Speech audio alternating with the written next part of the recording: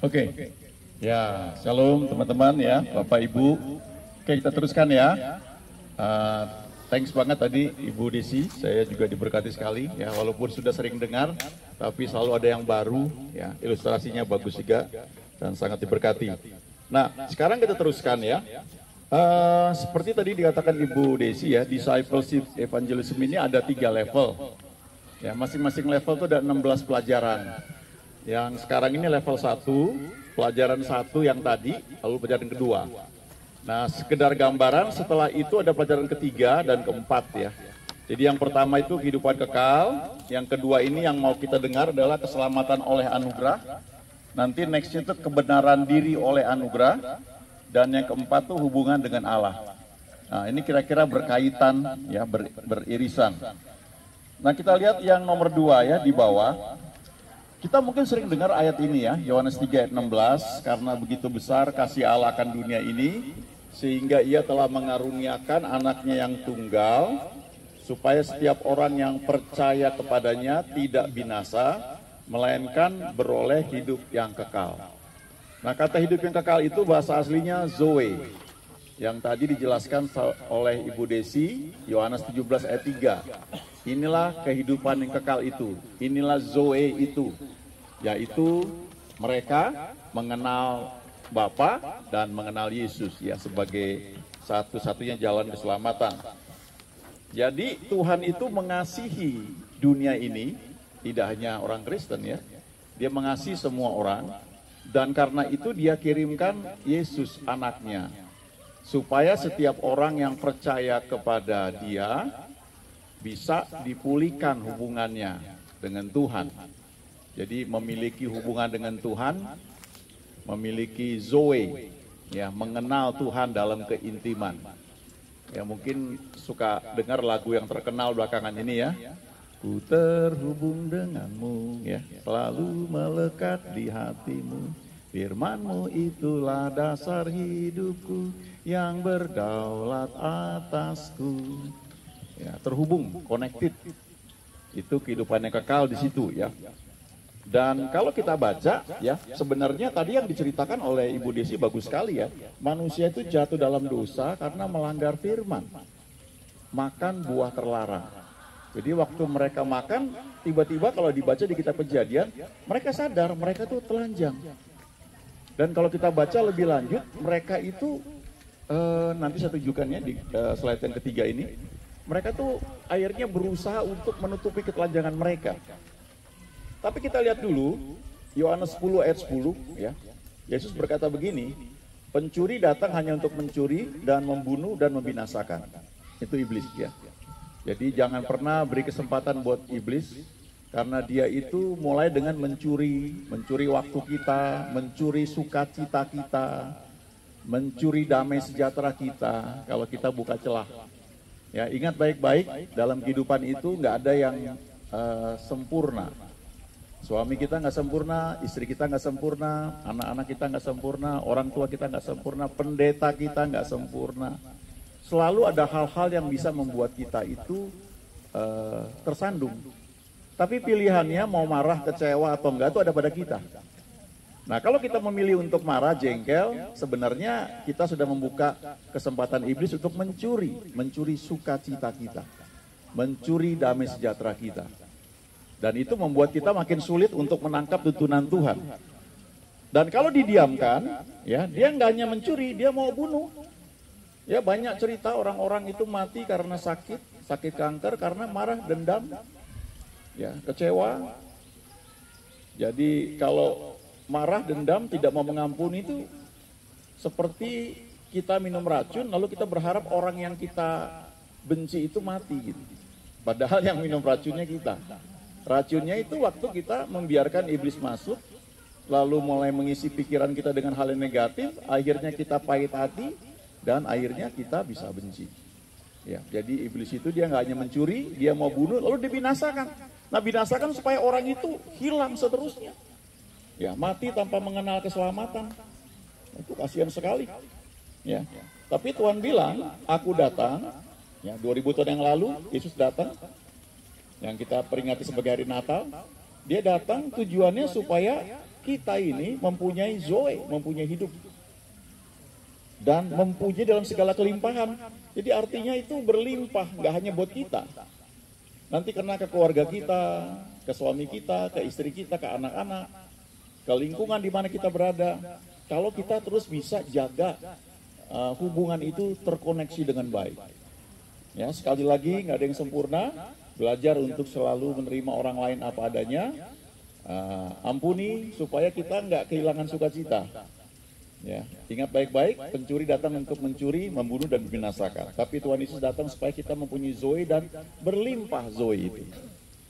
Nah, ini ada gambarannya. Ketika manusia jatuh dalam dosa, itu di sebelah kiri manusia berdosa. Dosa itu memisahkan manusia dengan Tuhan, dengan Allah. Ya, yang kudus. Dosa memisahkan. Roma 3 ayat 23 berkata, karena semua orang telah berbuat dosa dan telah kehilangan kemuliaan Allah. Ya, seorang anak yang lahir ke dunia mungkin nampaknya innocent, ya, tulus tidak berdosa, tapi dia bawa benih dosa karena lahir dari keturunan Adam. Jadi tanpa diajarin pun nanti akan bisa berbuat hal-hal yang memang itu jahat itu. Ya, itu nature-nya manusia waktu lahir ke dunia. Nah, kemudian kalau kita lihat slide yang ketiga, ya, Kejadian 3 ayat 7 itu, ya. Maka terbukalah mata mereka berdua dan mereka tahu bahwa mereka telanjang, Adam dan Hawa. Lalu mereka menyemat daun pohon ara dan membuat cawat. Karena mereka sadar mereka berdosa, mereka telanjang, mereka berusaha menutupi ketelanjangan itu. Mereka berusaha menutupi supaya bisa layak di hadapan Tuhan dengan cara membuat cawat dari daun pohon ara. Ya, menyemat daun pohon ara dan membuat cawat.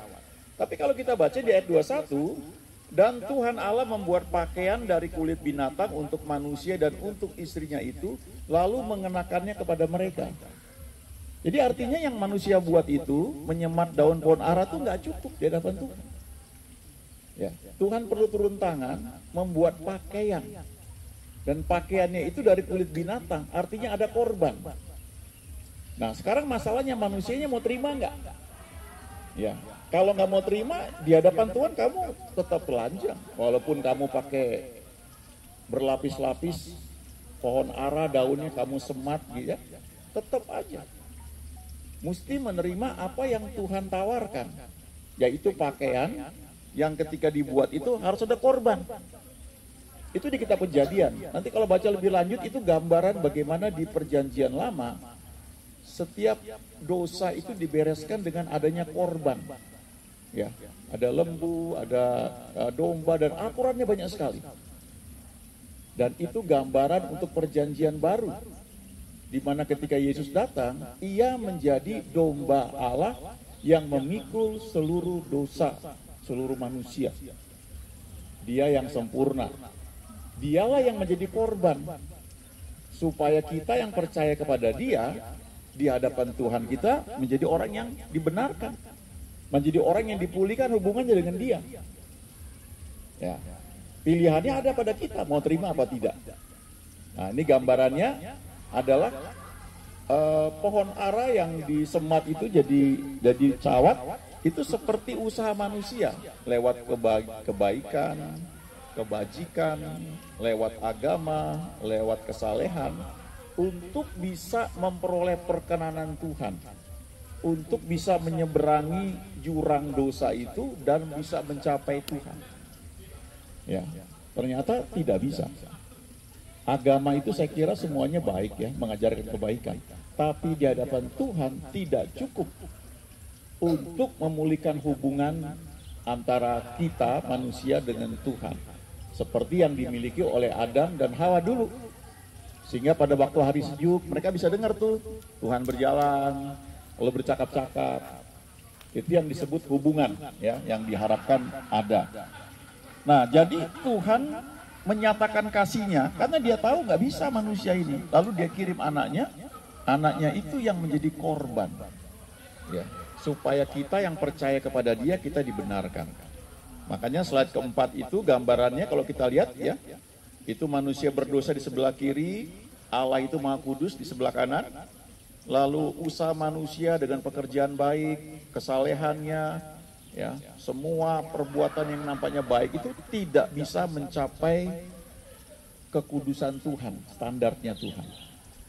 Nah, sebaliknya lalu ada salib Kristus. Itu yang menjadi jembatan untuk kita bisa dipulihkan hubungan kita dengan Tuhan. Makanya Yohanes 14 ayat 6, Tuhan bilang begini, akulah jalan dan kebenaran dan hidup. Itu lagi kata hidup Zoe. Tidak ada seorang pun yang datang kepada Bapa kalau tidak melalui aku. Ya, dulu ada seorang pendeta, dia dari latar belakang lain. Dia sangat militan dengan kepercayaan yang lama, ya. Pokoknya ya mengerikan lah, ya. Tapi kemudian dia ingat, ya, dia cerita dia pernah memimpin pasukan bakar satu gereja di Bandung, ya. Lalu karena itu bukan hari Minggu, lalu mau dibakar, orang-orang yang jualan bilang, jangan dong, nanti kami kebakar, kami punya warung-warung. Oke, kalau gitu isinya aja kita keluarkan, kursi-kursinya kita keluarkan. Kursinya gede-gede, gak kuat. Kalau gitu Alkitabnya aja, Alkitabnya dikeluarin, sama buku nyanyian rohani dikeluarin, semua dibakar di halaman gereja. Dan waktu mau dibakar, lalu pendetanya ini, orang ini yang ke belakangnya jadi pendeta, dia minta satu Alkitabnya buat kenang-kenangan. Jadi dia baca. Dan waktu dia baca, dia ketemu Yohanes 1. Pada mulanya adalah firman. Firman itu bersama-sama dengan Allah, firman itu adalah Allah. Firman itulah menjadi manusia dan diam di antara kita. Lalu dia baca Yohanes 14 ayat 6. Akulah jalan dan kebenaran dan hidup. Dia ingat di kepercayaan dia yang lama, dia selalu berdoa. Tunjukkan kami jalan, tunjukkan kami jalan, tunjukkan kami jalan. Saya punya teman juga begitu, ya. Bapak ibunya agamanya beda-beda. Jadi mereka aliran yang percaya semua. Dan teman saya bilang waktu dia baca Yohanes 14 ayat 6, ternyata Tuhan bilang, akulah jalan. Kamu bertanya, tunjukkan jalan, akulah jalan itu. Lalu banyak orang yang latar belakang lain tuh bertobat karena baca ayat ini.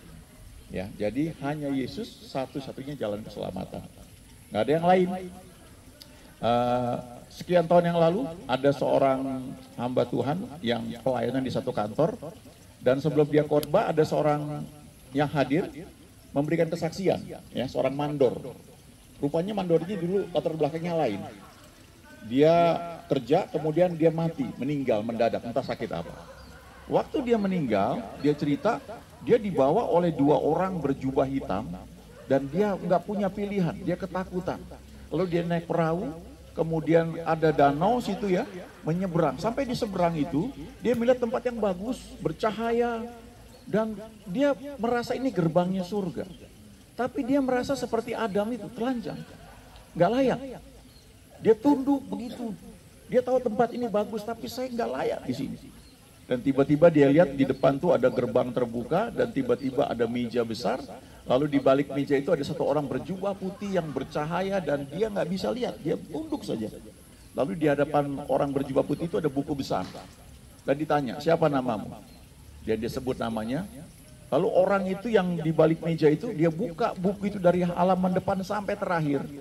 Lalu dia bilang, namamu nggak ada di sini, kamu nggak boleh ada di sini. Dan dia tiba-tiba sadar bahwa dia akan dibuang ke neraka. Lalu ditarik sama dua orang berjubah hitam itu, dia ketakutan sekali. Dia bilang, tolong saya nggak, saya mau di sini, saya mau di sini. Lalu orang berjubah putih bilang begini, oke, saya kasih kamu kesempatan satu kali lagi, kamu kembali ke dunia dan cari tahu supaya namamu tercatat di sini. Dan tiba-tiba dia terbangun, dia sedang dimandikan. Dan yang mandiin lari semua, ya. Terus dia pergi ke pemimpin agamanya, dia tanya, ya, saya mengalami hal seperti ini, saya mati dan ketemu ada buku yang besar, nggak ada yang bisa jawab. Sampai seorang pendeta dengar itu, lalu pendeta itu tunjukkan di kitab Wahyu, di pasal 20, pasal 22. Di situ ada buku yang banyak sekali, pada akhir zaman dibuka. Setiap orang dihakimi menurut perbuatan yang mereka buat. Tapi ada satu buku, namanya Kitab Kehidupan. Setiap orang yang namanya tidak tercatat dalam kitab kehidupan itu, orang itu dilempar ke dalam neraka. Dan dia waktu lihat itu dia gemeter dan dia bilang, aku udah pernah lihat barangnya. tolong ajari aku gimana supaya namaku tercatat dalam kitab kehidupan itu. Dan dibimbing untuk terima Tuhan Yesus. Lalu dia menyembah Yesus dan dia ikut kebaktian dan dia saksikan pengalaman dia itu. Nah, Efesus 2 ayat 8 dan 9 menegaskan hal ini. Dikatakan sebab karena kasih karunia atau grace atau anugerah, kamu diselamatkan oleh iman. Ada dua hal yang membuat kita itu bisa tercatat dalam kitab kehidupan, atau kita itu memiliki hidup yang kekal, atau kita punya hubungan dengan Tuhan. Dua hal. Yang pertama itu grace atau anugerah, itu tangan Tuhan yang terulur, seperti ketika Tuhan membuat pakaian dari kulit binatang. Tuhan buat, lalu Tuhan kasih ke manusia. Itu grace. Nah, dari pihak manusia perlu menyambut uluran tangan itu. Itulah iman. Jadi kalau Tuhan kasih pakaian kepada Adam dan Hawa, terus Adam dan Hawa tidak mau pakai, kesalahannya itu bukan pada Tuhan, pada Adam dan Hawa itu. Nah, hal yang sama juga begitu. Ketika Injil diberitakan, saya ngalamin itu ketika saya SMA. Saya sering cerita itu ya, karena itu memang berkesan ya. Kelas 1 SMA, ada pendeta khotbah di KKR SMA saya, dan dia tantang siapa yang mau terima Tuhan Yesus. Saya sudah Kristen loh dari kecil ya, bapak ibu saya Kristen. Tapi hari itu saya berdiri, satu di antara teman-teman yang lain. Ya, rambut saya masih kribo. Ya, pada masa itu saya tinggal di daerah Tanah Abang. Ya, jadi kalau saya naik bus PPD, ya saya berdiri di belakang, saya buka kancing 3 gitu ya. Itu kondektur nggak berani minta. Ya. Dan dalam kondisi kayak begitulah saya terima Yesus. Ya. Waktu saya terima Yesus, roh saya berubah jadi ciptaan baru. Alkitab bilang begitu. Ya. Butuh waktu untuk belajar lebih jauh, karena ketika saya terima Yesus, jiwa saya masih belum berubah. Cuma yang berubah adalah roh saya. Gak ada yang ngajarin untuk saya tuh bisa beli Alkitab dengan uang jajan sendiri. Ya, masih bentuk buku. Di Jakarta tuh ada BPK Gunung Mulia di Kuitang, ya beli di situ. Lalu saya beli Saat Teduh, renungan harian, dan saya baca tiap hari. Pendeta saya nggak ngajarin, bapak ibu saya nggak ngajarin. Guru di sekolah, guru agama nggak ngajarin. Kok saya bisa begitu? Ciptaan baru. Waktu terima Yesus, rohnya menjadi ciptaan baru. Ya. Sudah mulai suka lagu rohani. Kalau sekarang banyak, kalau dulu jarang sekali. Saya suka lagu-lagu The Bee Gees, ya, The Beatles. Kalau pagi-pagi tuh, saya setel itu, love songs. Tapi setelah terima Tuhan Yesus, tetap setel gitu juga. Cuma terakhir sebelum berangkat, ya, udah siap mau berangkat, setel satu lagu Adi Manuhutu. Selamat di tangan Yesus, aman, tentram, teduh. Terus sampai habis, setelah saya matiin, saya jalan. Naik bus, masih berdiri lagi, buka kancing 3 gitu ya. Masih belum berubah, butuh waktu. Karena memang butuh teaching. Ya, butuh komunitas untuk mengerti yang mana boleh, yang mana enggak. Ya, dulu saya nggak tahu, kalau saya nggak pernah nyontek ya waktu sekolah gitu. Kalau saya nggak bisa ujian, ya udah saya nggak jawab.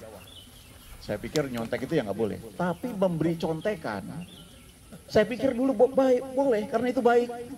Jadi sering kalau saya udah selesai ngerjain tugas, teman saya belum selesai, saya lihat, saya bilangin, ngerjainnya gini. Saya suruh dia kerjain. Sampai ketika saya sudah kuliah, ya, ada teman nggak masuk, saya titip absen, begitu saya kerjain, saya nolong orang loh, saya pikir.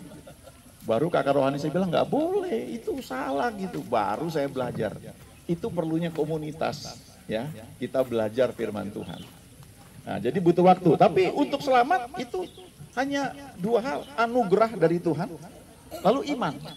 Nah, iman itu apa? Iman itu kalau dipecah, ya, itu adalah mendengar Tuhan, mendengar firman. Bentuknya bisa macam-macam, lalu memberikan respon. Aku percaya. Aku mau percaya. Nah, itu tanggapan yang diperlukan waktu kita dengar firman. Nah, itu kita diselamatkan, kita dipulihkan.